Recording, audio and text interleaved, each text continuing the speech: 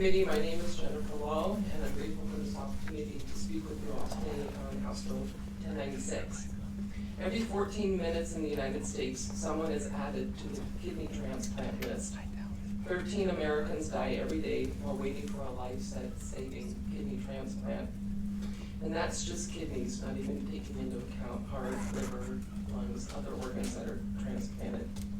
For many years, I worked as a pediatric critical care nurse and cared for babies and children who were recipients of organ transplant. A common slogan in organ donation is giving the gift of life, because the donor is truly saving a life. U.S. policy, though, on organ donation is firmly and rightly set within the parameters of a true donation, where the donor isn't paid for their organs or their services, but their medical care is covered. And even though the waiting list in America has over 100,000 people on it today, waiting for that gift of life, we reject efforts to change policy to a payment structure. In America, we are committed to the ethical allocation of precious life-saving resources on a needs-based waiting list. Whenever a story breaks of a powerful or wealthy person who receives an organ donation, the public gets nervous, wondering if the haves have jumped the line while the have-nots keep waiting. Think of Mickey Mantle and Steve Jobs, both who received liver transplants. It's important to ensure the public's trust that scarce organs are allocated fairly to those most in need. If U.S. policy changed turning organs into commodities to be bought and sold, we know organs would be sold by the poor and the most economically vulnerable who are in need of money, and conversely that those, the rich and wealthy, would be first in line and able to buy. Medical students are taught that in medical ethical decision-making and informed consent, money can play a powerfully coercive role in the person's decision.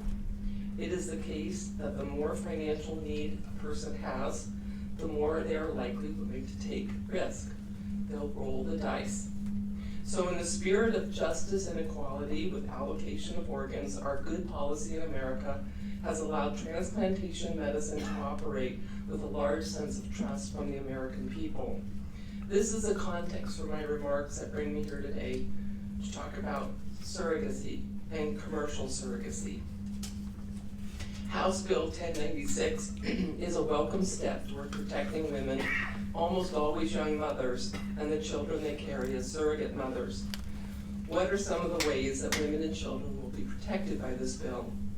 First, similar to the concerns of organ donation remaining truly an altruistic gift, we see in states like my state, California, where I live, where commercial surrogacy is legal, we have had several cases of exploitation of low-income women. Women like Melissa Cook, Brittany Rose Torres, Jessica Allen, to name just a few. Melissa was a single mom who entered into a commercial surrogacy contract in order to raise money to fight a custody battle for her children with her ex-husband. She found herself pregnant with triplets for a man in Atlanta, Georgia, and when she was asked to reduce and/or terminate the pregnancy, she refused. In her mind, the pregnancy was uncomplicated, the babies were growing, she felt there was no reason to terminate the pregnancy or reduce the number of babies just because the intended father didn't want triplets. Upon her refusal, she was threatened with a lawsuit for breach of her contract. She was thankfully able to secure a pro bono attorney since she had no money to hire an attorney, and her attorney took her case all the way to the U.S. Supreme Court, challenging the constitutionality of commercial surrogacy contracts. Melissa, still to this day, has never once seen the triplets and has no way of knowing how they are doing. Brittany Rose Torres, another low-income mother in Southern California with a small child, saw an ad on Facebook to become a commercial surrogate. She thought this was a great way to make some much-needed money for her family, and she entered into a contract with a couple she'd never even met. She too found herself pregnant with triplets and being threatened with breach of contract when she was asked and refused to reduce the pregnancy down to twins. Her commercial surrogacy contract even had end-of-life decision-making language in it where she waived those rights to the intended parents. So if during her pregnancy she required life support, the intended parents would make the decision if and when to terminate her life. She delivered the triplets, but had all kinds of pregnancy health-related complications and still struggles postpartum after the birth of the children. Jessica Allen was a very high-profile case in California. Her husband saw an ad for commercial surrogacy, and they decided that this extra income would be welcomed. She wanted to quit her job as a caregiver and stay home with their small children and maybe even buy a house. Jessica was hired by a couple in China, where all surrogacy is illegal. The Chinese come to America to hire surrogates with the added bonus that the babies are now U.S. citizens. The clinic transferred one embryo into Jessica, but on ultrasound they discovered she was pregnant with twins. She was told the embryo had split, creating twins naturally. At the time of birth, as is common, the babies were whisked away and Jessica never even got a glimpse of them. What was discovered weeks after giving birth, she was had a rare occurrence called superfetation. So she had actually given birth to the Chinese couple's baby and her own biological child. Superfetation is when a woman gets pregnant and a few days later she actually gets pregnant a second time. It often goes unnoticed and they just think that a woman had twins. The only reason that this was discovered is Jessica's Caucasian, her husband is black, and she gave birth to a Chinese couple's baby. And at birth they noticed that one baby appeared Chinese and one baby appeared to be mixed race. DNA testing confirmed this. It took Jessica 2 months to get custody of her child, a year to have his Chinese name removed from the birth certificate. The Chinese couple demanded part of the money back because they paid for 2 babies but only got 1. And the surrogacy agency demanded money from Jessica because they took care of her baby for 2 months before returning her baby back to her. Her case is an active lawsuit in California right now. The common thread of these stories is these women saw an ad offering them money to get the gift of life. They were all in need of money and thought this was the solution to their financial problems. There was no gift in the sense of the organ donor. There was, however, a commercial contract directing everything about the surrogate mother's life with penalties and threats if she doesn't comply. Let me now finally turn to the health risks to surrogate mothers. Most people are unaware that a surrogate pregnancy, even a surrogate carrying 1 baby, is a higher risk pregnancy than a natural pregnancy. High-risk pregnancies, of course, put the mother and the babies at risk. Dr. Anthony Deal, an OB/GYN doctor in Rapid City, who is also Kelly Martinez's physician, you'll hear from Kelly next, talks about in my documentary film that features Kelly the conflicts of interest a physician has when taking care of a surrogate mother and being paid by another couple who intend to raise a child. When Kelly was very sick and the intended parents were making demands, Dr. Deal said, "Who has the ultimate say? You really straddle the line and you don't know. There were all sorts of times I didn't know who I was supposed to listen to, and something always comes up and you don't know who to go with." Surrogacy is a growing phenomenon that we're just now getting important data in the medical literature. Studies show that women pregnant with donor eggs, the very definition of a gestational surrogate, have a 3-fold risk of developing hypertension, preeclampsia, maternal gestational diabetes, placenta previa. You will hear from Kelly and her serious complications, but let me tell you about Gail Robinson, a surrogate. She describes her preeclampsia like this: "I gained 20 pounds in 1 week. I woke up in the middle of the night. I couldn't breathe. I couldn't see the numbers on my phone to call. I started screaming for help. The people downstairs called the ambulance. When they got there, I was conscious. I asked for oxygen. I don't remember anything else. I lost consciousness and I woke up the next evening. I had to have an emergency cesarean. 3 doctors were in the ER. They came to see me later. One said I was minutes from death.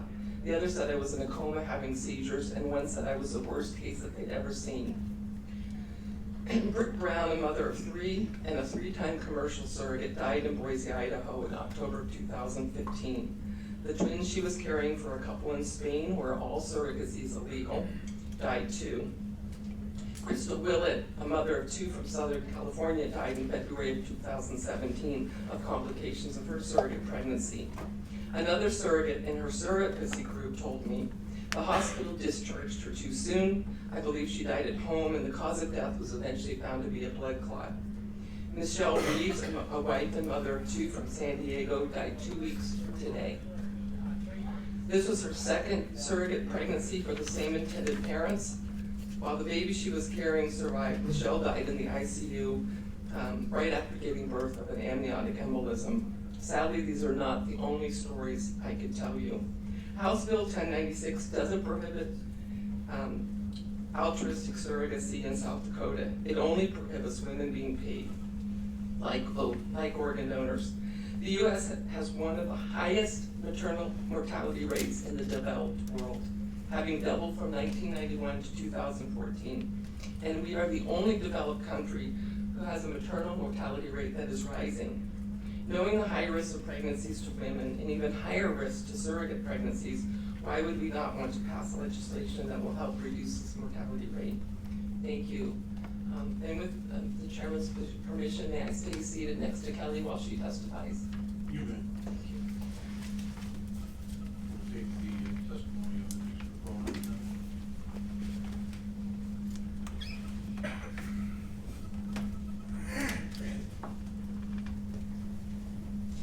Good morning. My name is Kelly Martinez, and I'm a mother. I have 3 children at home, and I am also the mother to 5 babies that I've had through 3 surrogacies. I gave birth to twins for a couple from France, a single birth to a couple in the U.S. My last surrogacy was another set of twins for a couple in Spain. I was a commercial gestational surrogate each time, and my decision to be a surrogate has changed me forever, and not for the better. I no longer support commercial surrogacy, and this is why. I used to be a very proud, independent, and open-minded woman. I was proud because I had been through so much, like losing my parents and my brother to suicide. And yet, I still had a purpose. I was driven, and being pregnant fulfilled my need to be independent and relied on upon by others. I loved being pregnant, knowing that the life inside me depended on me 24/7. After my brother committed suicide, and I was living in rural Iowa at the time, I saw an ad for surrogacy. I remembered writing a paper in high school on surrogacy, and at that time I debated it. But after having 2 of my own children and seeing people struggling with infertility, I thought I could help these couples. I called the agency and spoke with a wonderful woman there and completed their application to become a surrogate. The agency called me and said that they had matched me with a couple in Paris who longed for a child and were having difficulty finding someone to help them. I felt bad for them and I agreed to be their surrogate. The agency sent me a video to watch on the joys of surrogacy. I was told that I could claim the money I was going to be paid on my taxes or not. I was told my maternity clothes allowance could be spent on anything I wanted, and I was also told that my name would not go on the birth certificate for the children. My husband and I went to Oregon and met the couple in person. They were very sweet. We got along great. My husband and I were also under the impression that they were married, and that is how it was possible for them to use surrogacy. 2 embryos were transferred, and I became pregnant with the twins on the very first try. Closer to my delivery date, the agency called to tell me that immediately after birth of the twins, I would have to go to Des Moines, Iowa to get the birth certificates. That was not discussed. This trip was difficult for me to make as I delivered one twin vaginally and the other by C-section and was still recovering, but I did what the agency asked. I then received another call from them saying I would now need to go to Chicago because something unexpected had happened and the couple wouldn't be able to leave the U.S. without the passports for the babies. I was fighting infection post-delivery, but my husband and I loaded up our car with our 2 small children and made the trip to Chicago. When we got to Chicago, the couple met us at Denny's to tell us that surrogacy is illegal in Paris, and that the following morning I would go to the French consulate. They told me that one of them was going to lie about our relationship and that the babies were a result of an affair. I tried to call my attorney, but it was 9 p.m. and I couldn't reach them or the agency. I went to the French consulate the next day and everything was spoken in French. I don't speak French or understand it. I was asked to sign a 7-page document and I had no idea what it said. No one translated anything for me and I was scared to death and shaking as I held the baby. I was terrified. I signed the papers and left. Once I was back home in Iowa, I terminated my parental rights immediately. I was seeing a counselor in Iowa to help me deal with things, and after seeing the counselor for a while, my counselor suggested I meet with another couple she was counseling who was struggling with infertility. I was sympathetic, and money was still very tight for us as a family, and I thought this could help us. I agreed to help them. Very soon after I gave birth to a little girl for them, they divorced, in a very messy divorce. Time went on, and our family continued to grow as we had our own 3rd child, and finances were still an issue. We had just moved back to South Dakota, and with pregnancies being relatively easy for me, up to this point, I decided to do a final surrogacy for a couple in Spain. At that time, I did not know surrogacy was illegal in Spain. Things were going very well with the couple until they found out that we were having 2 boys. They had paid the fertility clinic extra money to put in a girl and a boy embryo. So they found out it was 2 boys, things changed, and they became very angry. This pregnancy was very difficult as I was diagnosed with preeclampsia. At 30 weeks, my doctor in Rapid City admitted me to the hospital due to dangerously high blood pressure and borderline stroke. After a few days in the hospital, my doctor said we needed to do an emergency C-section or I might have a stroke and die. The boys were delivered 10 weeks premature. The Spanish couple came to the hospital and the first thing they wanted to know is if it was still 2 boys. They had hoped that all the ultrasounds were somehow wrong and that it was really the boy and girl that they paid for. After the twins were taken back to Spain, I then found out they did not pay my medical bills. I had debt collectors coming after me for $8,000 in medical bills, and the agency told me there was nothing they could do. The agency said they represented both of us, but they were not responsible. I then reached out to Jennifer Lahl, who is here with me today, for help.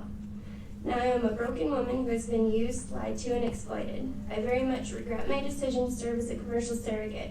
I thought by me being a surrogate, I can continue what I love, being pregnant, helping others, and making money. If it sounds too good to be true, it most likely is. I have now had my eyes open to the fact that this is really about the money, not what is best for the children. I've been exploited and lied to and have had so much suffering and heartache. I'm speaking up today so that I might save others from the disappointments and hurts that I have had, to let you know that there is no protection for commercial surrogates against exploitation and vulnerability. My life and my family will never be the same. If I could take back my journeys, I would, because it has changed me for the worse. The agencies never cared about me. I didn't extend my family as I was hoping. I feel used and tossed to the side, and my heart is forever broken, my family forever changed. The first couple reached out to me a few years back saying I needed to do an adoption proceeding with them now to remove my name from the pair's birth certificates. The little girl I gave birth to now is torn between 2 people, not in a loving home. No one knows how the second twins in Spain are doing, or if the parents accepted them for being 2 boys rather than a boy and a girl, or even if they have them. I think about them daily and I wish I could tell them how sorry I am for bringing them into this whole situation. I don't know if they ever will know about me, and I just pray they are loved and accepted. Thank you.